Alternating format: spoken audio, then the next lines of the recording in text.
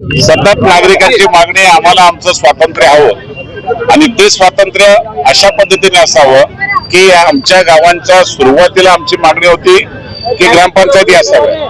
ग्रामपंचायतीनंतर आता लोकसंख्या वाढली, आता आमची मागणी एकच आहे की या गावांची स्वतंत्र नगरपालिका करावी आणि त्याला न्याय खऱ्या अर्थाने या 27 गावांना द्यावा, ही राज्य सरकारकडे मागणी आहे. राज्याच्या मुख्यमंत्र्यांना मी आज सकाळीच पत्र दिलंय आणि त्याच्यावर लवकरात लवकर बैठक लावावी अशा प्रकारची विनंती संघर्ष समितीच्या वतीने, माझ्या वतीने, आमचे खासदार बाळामा म्हात्रे हे स्वतः त्याच्यामध्ये उतरलेले आहेत आणि त्यामुळे नक्कीच लवकर मुख्यमंत्री बैठक लावून नागरिकांना काय आव्हान करतात, काय सूचना करतात आणि कशा पद्धतीने यातून मार्ग काढतात, कोणत्याही परिस्थितीमध्ये नगरपालिका झाली पाहिजे हीच भूमिका संघर्ष समितीची आणि आमचा त्याला पाठिंबा. 100% खात्रीने सांगतो, माझी दृष्टी ही नेहमी विकासाकडे असते आणि या गावांची नाळ मला पूर्ण माहिती आहे.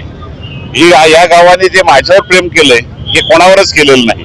मी आजही ठामपणे सांगतो का खूप चांगली गावं आहेत, मनापासून विकासाला मला साथ दिली होती आणि 5 वर्षामध्ये मला एवढा आनंद मिळत होता की या गावातून जाऊच नाही असं मला स्वतःला वाटत होतं. विधानसभेची रचना झाली, लोकसभेची रचना झाली आणि मला नाईलाज हा मतदारसंघ सोडावा.